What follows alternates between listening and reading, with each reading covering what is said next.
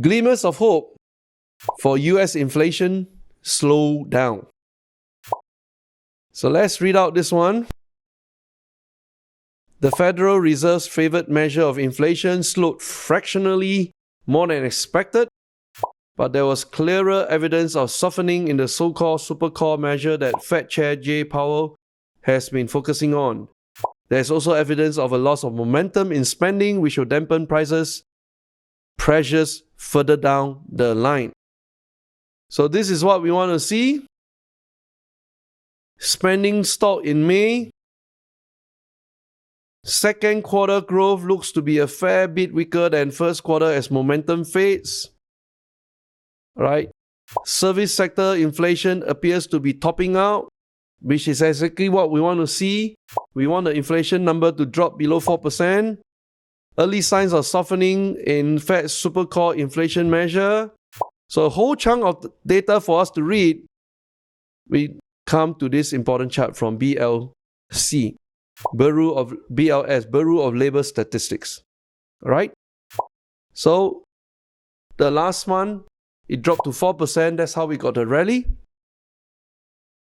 Now, we continue to drop to 3.5% or 3.3%, and there's no interest rate hike, then I think we got a really, really good month in the peak earnings for the month of July. Will this come true? Because all this is speculation unless the latest reading agrees on it, which I will connect to the last article right here, just published today, 6th of July, 7:50 a.m. today. A united U.S. Federal Reserve agreed to hold interest rates steady at the June meeting as a way to buy time.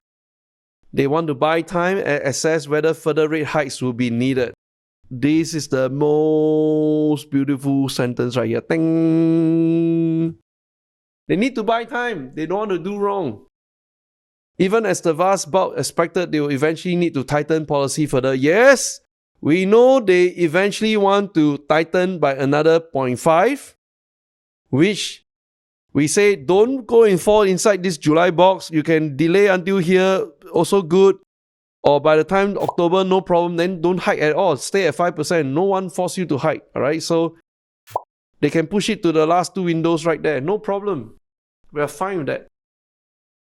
So the only reason why they keep coming out all this kind of confusing statement is to prevent Wall Street from front running against the Fed. So while some participants wanted to move ahead with a rate hike in June because progress in cooling inflation has been slow, almost all participants judged it appropriate, acceptable, maintain the Fed funds at the existing 5%. Very good. Most of those participants observed that leaving the target range unchanged would allow more time to assess the economy's progress. Very good. And the minutes added detail to the policy statement and economic projections issued after June 13-14 session, where the Fed ended its 10-meeting streak of rate hikes with a decision to hold the benchmark. Right? So you can go on and digest as many articles as you want,